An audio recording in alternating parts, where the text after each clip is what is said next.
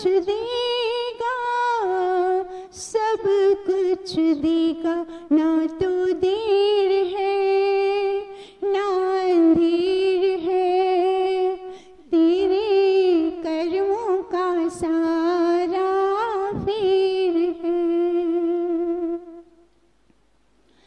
अपना कर्म ही सुख देता है, अपना कर्म ही दुख देता है, कर्म बना जीवन देता है, कर्म मिटा जीवन देता है, कर्म बना जीवन देता है, कर्म मिटा जीवन देता है, मिटा देता है, ना तो देर है ना अंधेर है, तेरे कर्मों का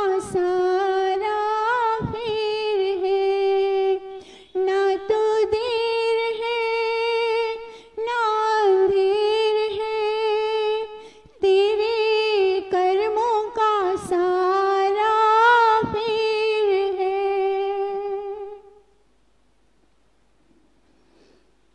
पूरे भजन में छोटा सा भजन पर विधान क्या बता दिया, कर्मों के सिद्धांत, कर्मों के विधान कि इसमें पूरी बातें बता दी गई है जो हमारे वेदों में, उपनिषदों, दर्शनों में कर्म पे बहुत ज्यादा अतिशय विशेष रूप से मनुष्य की दृष्टि बनाई गई ताकि मनुष्य अच्छे कर्म करके और हमेशा सुख फल प्राप्त करे। तो अथर्ववेद में क्या बता दिया है, सुकृतो मदन्ति, क्या बता दिया, सुकृतो मदन्ति, सु अर्थात अच्छे, कृतो अर्थात करने वाला, मदन्ति अर्थात आनंद में रहता है। सुकृतो मदन्ति, देखिए कितना छोटा सा, ऐसे छोटी छोटी मंत्र हमें कंठस्थ करके हमें व्यवहार करने में याद दिलाते हैं कि हमें कोई भी कर्म करना सोच के, विचार के, उसका परिणाम क्या आएगा। तो इस तरह से सुकृतो मदन्ति अथर्ववेद का ये इतना सुंदर छोटा सा मंत्र।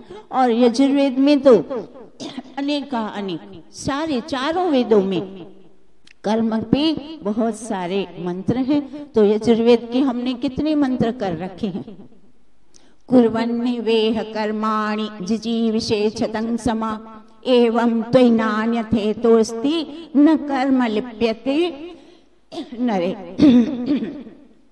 बहुत दिनों से गला बिगड़ा है, ठीक ही नहीं हो रहा मेरा ऋतु में ये समस्या। तो कुर्वन्निवेह कर्माणि क्या बताते हैं मंत्र में, ईश्वर कहते हैं हे जीव तू 100 वर्ष तक जीने की शुभ कर्म करते हुए इच्छा कर।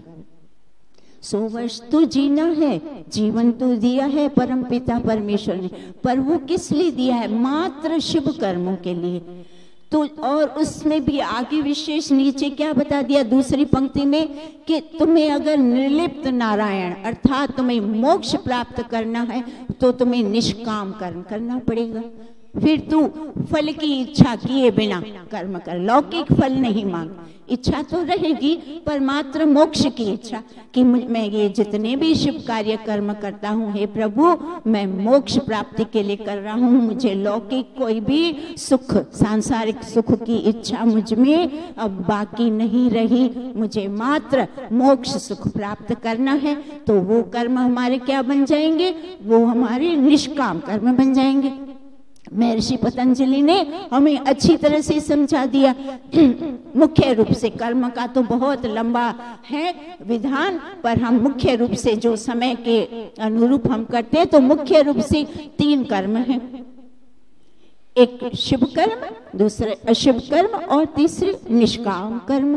तो शुक्ल कर्म अशुक्ल कर्म। तो इस तरह से हमें क्या करना है, मात्र शुभ कर्म करने। जो अशुभ कर्म बताए हैं वो तो करने ही नहीं है, उसका तो निषेध किया है कि किसी भी मानव को अशुभ कर्म नहीं करने। अगर दुखों से बचना है, सुख शांति से जीवन बिताना है, तो अशुभ कर्म का निषेध है और शुभ कर्म करिए, क्योंकि सारे मनुष्य इस सांसारिक सुख को प्राप्त करना चाहते हैं। तो आप शुभ कर्म करेंगे, सांसारिक सुख सारे प्राप्त होंगे, आप सुखी रहेंगे, शांति से जीवन जिएंगे। और अगर संसार से उब गए, फिर निष्काम कर्म करने प्राप्त आप लोग करेंगे और फिर मोक्ष को प्राप्त होंगे। तो इस तरह से गृहस्थियों को शुभ कर्म करना, अशुभ कर्म का निषेध। और जो मुमुक्षु है, साधक है, योगी है, जिसको मोक्ष प्राप्त करना है, उसको मात्र निष्काम कर्म करना है। और सारे जीवों को एक और अच्छी बात बता दी, यजुर्वेद में हमने वो मंत्र किया है। तो यजुर्वेद का मंत्र और क्या है, 36वां अध्याय और मंत्र संख्या 18। तो क्या बताते हैं, दृते दृहं मां मित्रस्य मां चक्षुषा सर्वाणि भूतानि समीक्षताम। अर्थात क्या बता दिया, दृते, दृते अर्थात अज्ञान दूर करने वाले ईश्वर। दृहं, दृहं मतलब दृढ़ता से, मुझे दृढ़ता प्रदान करो। मां अर्थात मुझे दृढ़ता प्रदान करो। हे अज्ञान दूर करने वाले ईश्वर, मुझे दृढ़ता प्रदान करो। किसकी, मां चक्षुषा, मैं सबको, कौन सी दृष्टि, अच्छी सुदृष्टि से चक्षुषा। मित्र से सर्वाणि भूतानि, सर्वाणि सब जीवों को, सर्वाणि भूतानि सारे जीवों को, मित्र से समीक्षताम, समीक्षताम अर्थात देखो। तो क्या बता दिया मंत्र में, ये अर्थ बता दिया कि हे प्रभु, अज्ञान को दूर करने वाले परमपिता परमेश्वर, मुझे दृढ़ता प्रदान कीजिए। कौन सी, ताकि मैं हमेशा सारे जीवों को मित्रवत, मित्र की दृष्टि से देखूं। कर्मों का आज चल रहा है ना विषय, तो कर्म ऐसे ही बनते हैं ना, जब मनुष्य प्रत्येक जीव को मित्र भाव से देखेगा, तब तो वो अच्छे कार्य कर। मित्र को क्या करता है, सहायता देता है ना, प्रेम करता है, सहायता देता है, सहयोग करता है। तो मित्र की दृष्टि से सारे जीवों को देखेंगे, तो फिर कर्म अच्छे ही करेंगे। जब अच्छे कर्म करेंगे तो उसका भुगतान भी हमें, परिणाम अच्छा ही आएगा, और निश्चित रूप से आता है, उसमें कोई शंका। कई लोगों को भ्रांति होती है, कल किसने देखा है, आज मैं स्वार्थवश। यहाँ क्या मंत्र में बताया कि अज्ञान दूर करने हारे ईश्वर। देखो, विषय के अनुरूप ईश्वर को नामों से संबोधित किया जाता है। यहाँ क्या है, मनुष्य पता है अशुभ कार्य क्यों करता है, एक तो अज्ञानवश करता है और दूसरा स्वार्थवश करता है। दो कारण होते हैं उसको अशुभ करने के। एक तो अज्ञान होता है, पता ही नहीं होता कि अच्छे कर्म क्या, बुरे कर्म क्या, सुख क्या आएगा, फल क्या, परिणाम क्या, आत्मा क्या, परमात्मा क्या। घोर अंधकार, घोर अज्ञान। अब कुछ लोग तो घोर अज्ञानी है, घोर अंधकार में है, तो फिर उनको तो समझ ही नहीं है सही और गलत की, शुभ और अशुभ निर्णय कुछ नहीं पता। तो वो तो बस किए जा रहे हैं, जिए जा रहा हूँ, किए जा रहा हूँ, जो मन में आया वो करूंगा, बस जिए जा रहा हूँ।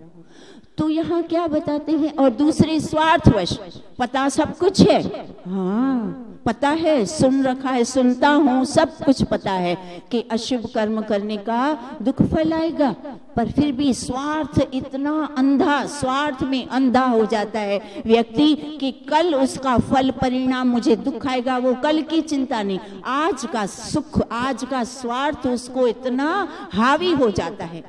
वर्तमान का, आज का सुख मनुष्य को इतना हावी हो जाता है, वो आगे का, कल मेरे इस परिणाम का, कर्म का मेरे कल पे क्या परिणाम आएगा, वो उसकी चिंता नहीं करता, निश्चिंत हो जाता है। स्वार्थ में अंधा हो गया ना, सोच समझने की उसकी सारी की सारी बुद्धि पे कैसे ना पत्थर पड़ गए। माताएं बोलती है ना, पत्थर पड़े हैं इसकी बुद्धि पे, कितनी बार समझाया फिर भी नहीं सुनता है ना, बुद्धि पे पत्थर, भ्रष्ट मत भ्रष्टमति, ऐसा नहीं करते।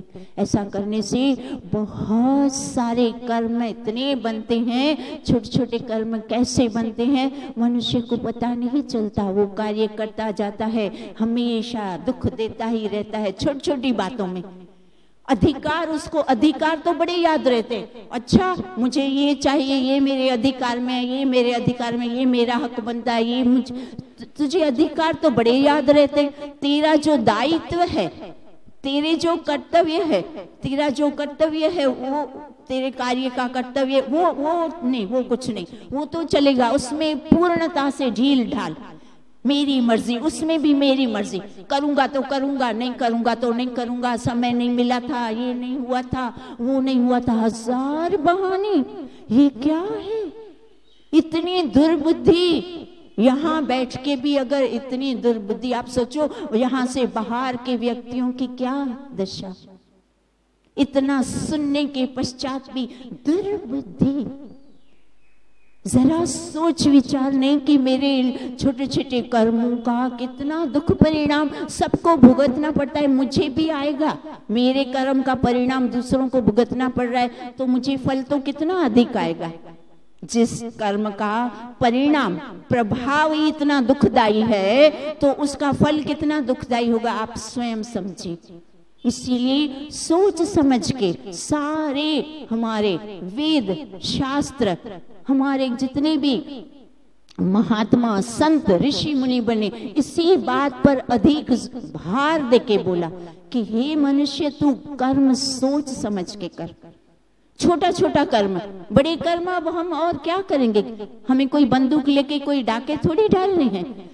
इसी जो दिनचर्या, हमारी जो प्रतिदिन की दिनचर्या है, उसी में ही तो हम अशुभ कार्य, बहुत सारे अनंत छोटे छोटे अशुभ कार्य करते हैं, जिससे कर्म मानते हैं। कभी स्वार्थवश, कभी ईर्ष्यावश, कभी लालचवश, लोभवश, क्या पता क्या क्या मन में ऐसे विकार भर के बैठे हैं। हमारे महात्मा भर्तृहरि जी नीति शास्त्र में बहुत अच्छे से उन्होंने भी बताया, और विदुर नीति में विदुर महात्मा उन्होंने भी नीति में इतने अच्छे श्लोक बताए हैं। तो वो क्या था श्लोक? चक्षुषा मनसा वाचा कर्मणा चतुर्विधम, फिर प्रसादयति लोकम यस्तम लोके अनुप्रसीदति। क्या बता दिया कि चक्षुषा, प्रथम शब्द क्या है? चक्षुषा अर्थात नेत्र। अब ये जो नेत्र है ना, ये बड़े अद्भुत, परमपिता परमेश्वर ने हमें ये आंखें दी है, इतनी अद्भुत है ना। अब इस आंखों से, जिसको हम दृष्टि कहते हैं, इस दृष्टि में अनेक प्रकार से मनुष्य देखता है। इसी दृष्टि से, प्रेममयी दृष्टि से देखता है, और इसी आंखों से वो क्या करता है? नफरत भरी दृष्टि से देखता है।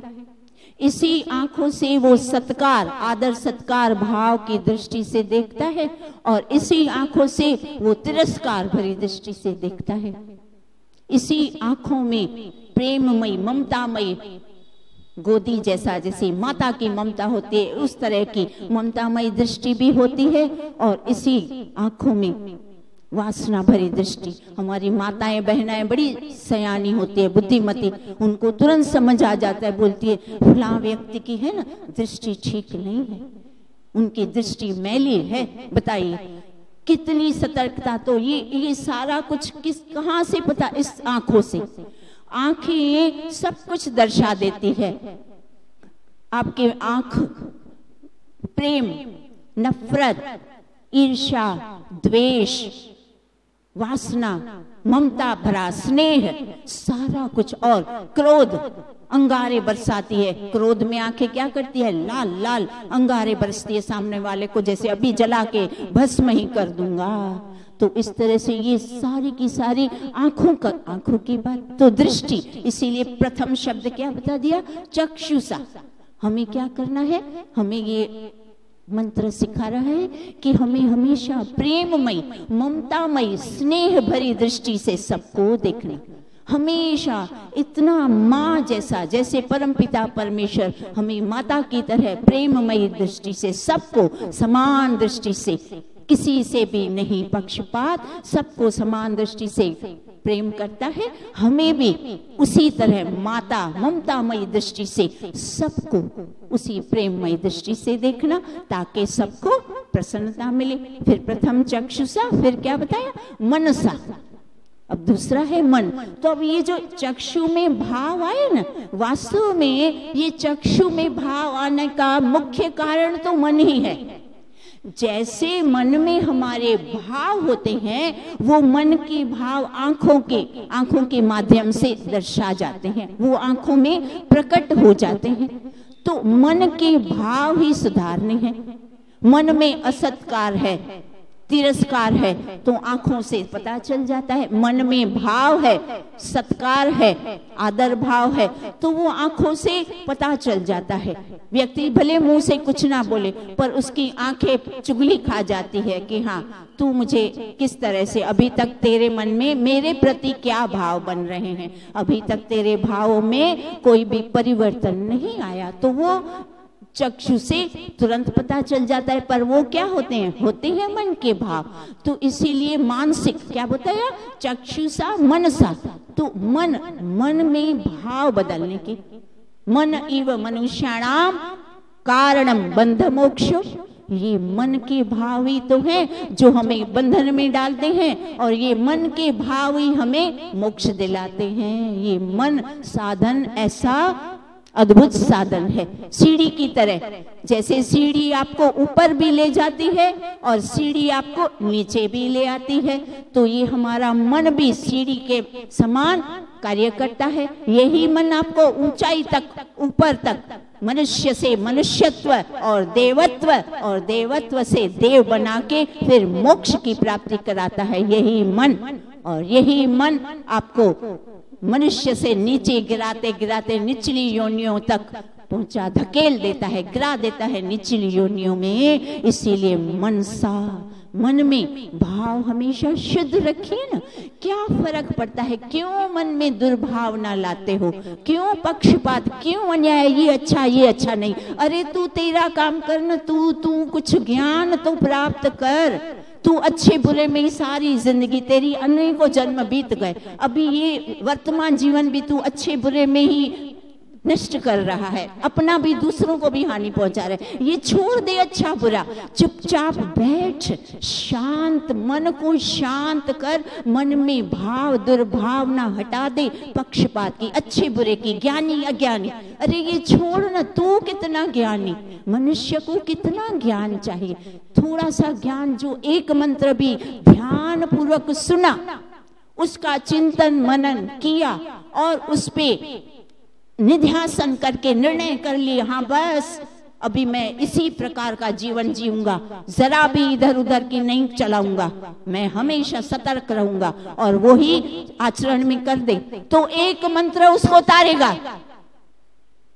और अगर मन में बस इधर उधर की उछल कूद मची है, ये अच्छा था, ये अच्छा नहीं था, ये फलाना, ये वो, ये करके तुम्हारे करोड़ों जन्म निकले, अभी और निकलेंगे, निचली योनियों में पहुंचोगे। छोड़ो ये पक्षपात नहीं हटता, ये अज्ञान, घोर अज्ञान, महामूर्ख जिसको, मूढ़, इतना मूढ़ व्यक्ति, सच में बड़ा अफसोस, इतना अफसोस होता है। क्या किया जाए? तब एक ही ईश्वर बताता है, बेटा प्रार्थना करो, मैं ऐसे व्यक्तियों के लिए मनुष्य को सुधारना वश में नहीं, मनुष्य बेचारे का कार्य नहीं उसको परिवर्तन लाना। ईश्वर कहता है उसके लिए मैं काफी हूं, मेरी बेआवाज लाठी जब उस पे पड़ेगी ना, तब उसकी अकल। तब भी इतने निष्ठुर लोग होते हैं, मैंने देखा है, मेरा अनुभव बताता है, और सारे ऋषि मुनियों का अनुभव, इतने निष्ठुर, इतने क्या बताऊं, संवेदनहीन मनुष्य, बस अपनी चलाना और अपने हठाग्रह पे, मैं ठीक सामने वाला गलत, स्वयं को राइट सिद्ध करना, सामने वाले को गलत सिद्ध करना, इतना हठाग्रह। तो वो ईश्वर कहता है अब इस चालू जन्म में तो मैं उसको अधिक कुछ नहीं, इसके पश्चात मैं इसकी ऐसी खबर लूंगा कि उसको पता चलेगा कि क्या दुर्व्यवहार, छोटे छोटे दुर्व्यवहार करके जो अशांति फैलाई तुमने, गहरे अच्छे समुद्र शांत सागर में पत्थर फेंकते रहोगे, क्या हो जाएगा? लहरें तो उठेगी ना। तो शांत सरोवर को जो व्यक्ति पत्थर फेंक के तरंगे उसमें अशांति उत्पन्न करेगा, आप सोचो वो कर्मों से बच जाएगा? उसको कर्म कम होंगे, उसके कर्म कम हो सकते हैं इस जन्म तक मात्र नहीं, उसके भारी कर्म है। इसीलिए मन से, मन की अधिक है बात, मन को सुधारना है, मन का परिवर्तन कर दें। माताएं बहनें भी देखिए, मानसिक कर्म मनुष्य से अधिक होता है शरीर से। हमारे ऋषि महर्षि पतंजलि और व्यास जी ने क्या बता दिया कि 3 प्रकार से मानव कर्म करता है, एक शरीर से, दूसरा वाचा वाणी से और तीसरा मन से। तो मनुष्य शरीर से भी इतने अधिक कर्म नहीं करता, वाणी से भी उससे भी कम करता है, पर मन से बहुत अधिक कर्म करता है। इतने अधिक मानसिक कर्म वो करता है, सारा उसका छल कपट, सारा कुछ ईर्ष्या, अभिमान, अहंकार, भेदभाव, अन्याय, जो कुछ है वो सब उसके मन में भरा पड़ा है। मानसिक कर्म उसके चालू ही चालू रहते हैं, वो बिल्कुल भी उसमें परिवर्तन नहीं लाता। तो सबसे अधिक कर्म मानसिक बनते हैं। इसीलिए क्या बता दिया, मनसा। जैसे एक छोटी सी बात बोले, माताएं बहनें भी कभी भोजन बना रहे हैं, भोजन कर लिया या अभी चालू है, कोई अतिथि आ गया, कोई रिश्तेदार, कोई मेहमान, कोई ट्रेन लेट हुई बेचारे की, लेट पहुंचा, फिर माताएं वापस बनाना पड़ेगा। अब उसको बनाना भी पड़ रहा है, खिलाना भी पड़ रहा है, पर मन में भाव ठीक नहीं, भाव अशुद्ध आ गया। क्या कैसे कैसे लोग हैं, लेट लेट आते हैं, एक टाइम पे आते हैं, ऐसा वैसा तैसा जो कुछ भी है उसको वापस करना पड़ा, इसीलिए भाव बिगड़ा। अब खिलाया भी, मेहनत भी करी, सब कुछ किया, पर भाव बिगाड़ा, तो क्या हो जाएगा? आपका वो कर्म शुभ के बदले क्या बना दिया आपने अशुभ बना दिया। शुभ कर्म कर भी रहे हो पर परेशान करके, तो फिर शुभ कर्म का फल गया ना, आपको तो हानि हुई ना। हानि तो सबको हुई, पर विशेष हानि उसको हुई जिसने इस तरह की टाल मटोल, जिसको कहते हैं टाल मटोल करना। तो चक्षुषा, मनसा, फिर वाचा। तीसरा शब्द क्या बता दिया विदुर नीति के मंत्र में? वाचा अर्थात वाणी से। तो वाणी से भी हमेशा क्या करना चाहिए? प्रेममयी मधुर सत्यवाणी। प्रथम तो सत्यवाणी, फिर सत्य के साथ प्रेम जोड़ दो, सत्य और प्रेममयी मधुर वाणी। फिर और कैसी? हितकर वाणी। हमेशा सबका हित सोचो ना, क्यों अपना ही मुझे अच्छा लगता है, मुझे अच्छा नहीं लगता, मैं को क्यों सिर पे उठा के घूमते फिरते हो? तू है कौन, किस खेत की मूली है, हमें वो समझ नहीं आता। इतना अहंकार भर भर के व्यक्ति, रावण का स्वरूप जिसको बोले, कितना अहंकार, मैं क्यों? पर अरे सबका है तो सोचो ना, सबको जो अच्छा लगता है, नहीं मुझे, स्वयं को सर्वोपरि रखना, ये है। ये बोलते हैं कि नहीं, ऐसा नहीं होना चाहिए। तो हितकर, सर्वहितकारी, सबका हित किसमें है? सबका हित सोचना पड़ेगा, तो सबका हित सोचो। फिर सार्थक, व्यर्थ नहीं बोलना, जितना भी बोलना सार्थक अर्थात जिसमें से कुछ अर्थ निकलता हो, बेसिर पैर का, बिना अर्थ का, बस माइक हाथ में जो आया मन में बोलता गया, जो जीवन में चल रहा है वो मुंह से बोल दिया, नहीं चलेगा, नहीं चलेगा। सार्थक वाणी बोलनी है। और सार्थक वाणी मनुष्य कब बोल सकता है?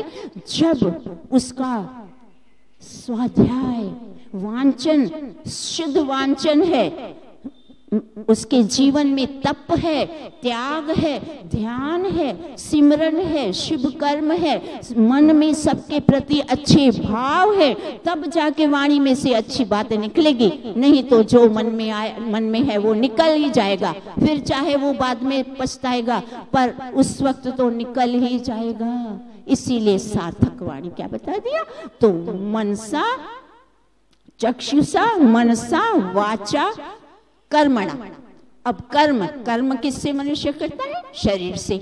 तो क्या बता दिया कि चौथा, शरीर से भी हमेशा हमें सबको सहयोग करना, सहायता करनी, हमेशा एक दूसरे की सहायता करने के लिए तत्पर रहना। तत्पर, तत्पर शब्द का अर्थ आप समझ रहे हैं? बस जैसे मेरी एक ही इच्छा है, ये सामने वाली क्या, कैसे मैं सहयोग करूं, कैसे मैं सुखदायी बनूं, कैसे उसको सुख मिले, मैं वैसा करूं। ये भाव, सहयोग, शरीर से सहयोग देना हमेशा, हर बार। ऐसे नहीं एक बार कर दिया फिर 6 महीने मेरी मर्जी, नहीं, हर बार हमेशा यही भाव, नहीं मेरा कर्तव्य है और वो कार्य सहयोग भी करने का भाव कैसा होना चाहिए? ये मेरा दायित्व है, ये मेरा कर्तव्य है, मैंने दायित्व लिया है। अब लिया है तो कर्तव्य समझ के करो, उपकार समझ के नहीं करना कि मैं आप पे उपकार कर रहा हूं ना, ये मेरा दायित्व है, हम सबका दायित्व है, हम मनुष्य हैं, हम सबको एक दूसरे की मात्र और मात्र सहायता करनी, सहयोग करना, और वो सहयोग भी प्रेम पूर्ण, बड़े आदर सत्कार से, उपकार की दृष्टि से नहीं। ऊपर से ऐसा सोचना आप मेरा सहयोग ले रहे हो तो ये मुझ पर उपकार है, मेरी आत्मिक उन्नति होगी, मुझे मोक्ष प्राप्ति में, मुझे सुख फल लेने में आपने मुझे अवसर दिया। तो इस तरह का भाव बनाना तो कर्मणा। तब क्या बता दिया? ये चारों बातें, विधम चतुर्विधम, इस चारों विधियों से जो मनुष्य सबके साथ व्यवहार करता है हमेशा, चाहे राजा हो चाहे रंक, सबके लिए ये है। ऐसा नहीं कि हाँ मैं तो बड़ा ये, मैं तो बड़ा वो, ये मेरे लिए नहीं चल रहा था। ये जितनी बातें चल रही थी ना, हाँ ये दूसरों के लिए थी, मेरे लिए नहीं। मैं तो बड़ा ये, मैं तो बड़ा वो, मैं तो बड़ा ज्ञानी, मैं समझदार ना, मेरे लिए नहीं था, ये सबके लिए था, है ना। तो इस तरह का भाव नहीं आना चाहिए। जब तक ये भाव बनेगा पूर्ण रूपेण जरा भी अंतर परिवर्तन नहीं आएगा। ईश्वर कहता है मैं आके साक्षात रूप भी धर दूं, उसके माथे पे 10 हाथ भी रख दूं, पर फिर भी उसमें परिवर्तन नहीं आना। क्यों? क्योंकि उसने ठान रखी है कि मैं सर्वोपरि। जब ये मैं सर्वोपरि निकालेगा ना, तब उसके मन में परिवर्तन, तब उसको थोड़ा थोड़ा दिखेगा, अरे हाँ ये तो सारा कुछ जो चलता है वो मेरे लिए ही है बेटा, तो मैं निकालूं। अब मैं नहीं कान पकड़ू अपने का, कान मरोड़ के हाथ में दे दूंगा, जो खबरदार जो तूने ये टाल मत। हाँ इस तरह, तब तो परिवर्तन इसी जन्म में, इसी जन्म क्या ये चुटकी में आप देखोगे तो मनुष्य एक चुटकी में बदल जाता है। इतने सुंदर सुंदर दृष्टांत भी देते हैं। एक रोचक दृष्टांत हम सुनते हैं। तो एक आइस प्लांट था, साइंटिस्ट जैसों का, वो जो एक इंडस्ट्री होती है वहां लोग काम करते थे। तो एक व्यक्ति काम करता था, तो शाम का समय, छुट्टी का समय होने को आया, 1-8 घंटा बाकी होगा, बस सब बंद होने का समय हुआ होगा। तो प्लांट में कुछ टेक्निकल फॉल्ट आ गया, सब जाने की तैयारी में थे पर टेक्निकल फॉल्ट आ गया। तो एक व्यक्ति जो वहाँ काम करता था उसको उस प्लांट में जाना पड़ा। तो वो अंदर जाके और उसको ठीक करने में समय लग जाता है। जो बेचारे अच्छे डेडिकेट पर्सन होते हैं ना, रिलायबल जिसको कहते हैं, रिलायबल अर्थात जो विश्वास पात्र, जो इतने विश्वास पात्र होते हैं, उनको किसी को कुछ बोलने की आवश्यकता नहीं होती, वो अपना कर्तव्य समझते हैं। अब देखो सब चले गए, वो कर्तव्य निष्ठ था, वो अपने काम में जुट गया। अब काम में जुट गया, ठीक करते करते इतना अधिक समय निकल गया, उसको पता ही नहीं चला। तो क्या हो गया सारी, और वो जो प्लांट ऐसा था कि सारी लाइट ऑफ हो गई, सारे दरवाजे सील हो गए। अब ये तो अंदर फंस गया, इसको तो बाद में पता चला। अरे अब आइस प्लांट में पूरी रात बिना प्रकाश के और बिना हवा के, अब उसका तो पक्का राम नाम सत्य हो जाएगा। वो मन में ऐसा सोच ही रहा था। थोड़ा समय हुआ तो उसको दरवाजे खुलने की आवाज आई। तो देखा कि एक वो जो गार्ड था, होता है ना गार्ड रखते हैं जो कंपनी वाले, तो वो गार्ड हाथ में टॉर्च लेके आ गया और उसने टॉर्च की मदद से उसको दरवाजा खोला और उसको बाहर निकाला। तब उस व्यक्ति ने उससे पूछा कि आपको कैसे पता चला कि मैं अंदर हूँ? तब उस व्यक्ति ने क्या कहा, आप उत्तर ध्यान से सुनिएगा। उस व्यक्ति ने कहा कि सर, इस प्लांट में 50 व्यक्ति काम करते हैं, सारे लोग आते हैं, सारे लोग जाते हैं, पर उन 50 में से मात्र एक आप हैं जो आते समय भी मुझे हेलो बोलते हैं, जैसे वो हम नमस्ते कहते हैं, तो वो आते समय भी आप मुझे हमेशा हेलो बोलते हैं और जाते समय हमेशा मुझे बाय बाय बोलते हैं। तो आज सुबह में आप आए तो थे, वो मुझे पता है, क्योंकि आपने मुझे नमस्ते हेलो बोला था, तो मुझे पता चल गया कि आप आए हैं। पर लौटते समय मैंने आपको देखा नहीं, तो मेरे मन में थोड़ी शंका उत्पन्न हुई कि क्या पता देखूं क्या हुआ, सर आए थे और मुझे बाय करे बिना कभी नहीं जाते, तो ये तो लौटे नहीं है। तो तब उनके मन में शंका हुई, वो दरवाजा खोल के उसको बाहर निकाला। अब ये छोटा सा उस व्यक्ति का, उस छोटे व्यक्ति के ऑफिसर था और वो गार्ड था बेचारा, जो गार्ड था दरबान चौकीदार। अब उसके प्रति उसका ये जो सम्मान, वो उसको सम्मान देता था और प्रेम भरी दृष्टि से हमेशा, तो उसका मुझे इतना बड़ा फल जीवन दान मिल गया। अगर उसने, जैसे दूसरे सारे लोग आते थे चले जाते थे, ये भी ऐसा ही किया होता है, तो गार्ड बेचारे को कैसे पता चलता कि कोई व्यक्ति अंदर फंसा है ना। देखो आप दूरदर्शी इस दृष्टांत से, और ये दृष्टांत पता है कहाँ है, ये जो हमारी ये वैदिक पत्रिकाएं छपती है ना, उस पत्रिका का ये दृष्टांत है। मैंने उसमें बहुत वर्ष पहले मैंने पढ़ा हुआ था। तो ये दृष्टांतों से हमें क्या समझाया जाता है कि हमें हमेशा सद्भावना, हर एक के प्रति सद्भावना रखने से, अच्छा भाव रखने से, उस भाव का परिणाम फल हमें कितना बड़ा मिलने वाला है वो हमें कुछ पता नहीं होता। इसीलिए हमें फल की इच्छा किए बगैर हमेशा सत्कर्म, सद्भाव, हमेशा, ये भी हमारे वेदों में ऋषि मुनि बताते हैं, सबसे जब भी मिलो इतने उमंग उत्साह से नमस्ते, हंसते हुए मुस्कुराते हुए चेहरे से नमस्ते। कई लोग तो ऐसा नमस्ते भी इतना जैसे बहुत 10-20 किलो का सिर पर भार पड़ा है और वो भार पूर्वक उनको बोलना पड़ता है। तो ये भार हटा दीजिए।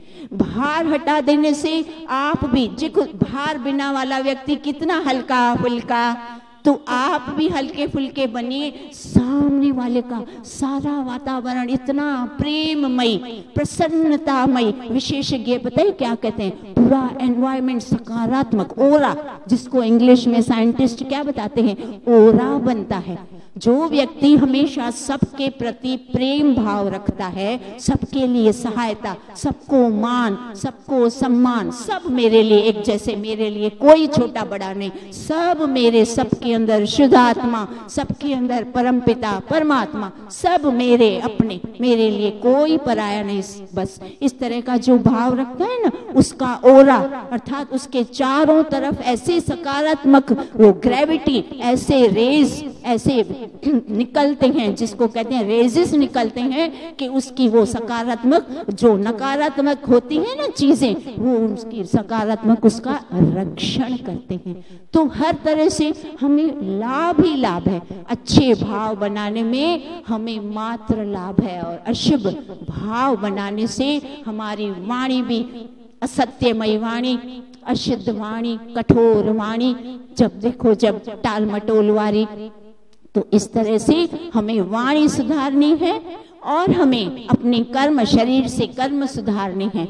तो हमें मनसा, मन पर ध्यान, मानसिक, मन की वृत्तियों को बदले, मन स्थिति बदले तो परिस्थिति बदले। मन स्थिति बदलेगी ना, तब परिस्थिति अवश्य में बदल जाएगी। फिर आपको कोई बाधा, दुनिया की कोई ताकत आपकी उन्नति में बाधा नहीं डाल सकती। आप बेफाम उन्नति करिए, उड़िए, पूरा आकाश आपका है, जितनी उन्नति करना चाहे आपको सब सहयोग देंगे। कब? जब मन स्थिति बदली, मन के भावों को शुद्ध, पवित्र, प्रेममय बनाइए। हमारा समय हो चुका है, अब हम आगे का कल करते हैं।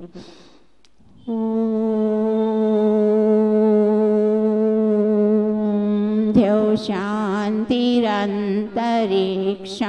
शांति पृथ्वी शांति रापः शांति रोषदयः शांति वनस्पतयः शांतिर्विश्वे देवा शांति ब्रह्म शांति सर्वं शांति शांतिरेव शांति सा मा शांतिरेति।